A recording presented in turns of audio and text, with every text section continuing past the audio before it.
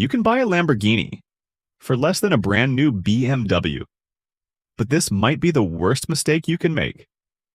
Yes, a real Lamborghini, not a replica, not a kit car, an actual V10 supercar. And that sounds like the deal of a lifetime, right? Well, not exactly, because this might be one of the worst financial decisions you can make. This is the Lamborghini Gallardo, one of the most iconic supercars of the 2000s. Sharp design, screaming V10, and a name that instantly gets attention. Back then, this was a dream car, expensive, exotic, and completely out of reach for most people. But today, you can find one for around $40,000, which sounds insane. Because for the price of a normal car, you're getting a Lamborghini. So what's the catch? Let's start with what makes this car so special. First, the engine. A naturally aspirated 5.0-liter V10.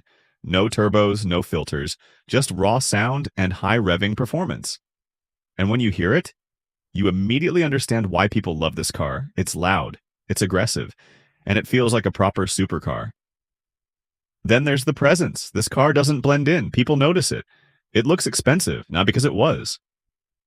Even today, it still turns heads, and that's something you just don't get with normal cars. But this is where everything changes, because this car is not cheap by accident. It's cheap for a reason. Actually, Hoik has several reasons. Let's start with the gearbox. The early Gallardo uses an automated manual transmission. And honestly, it's not great.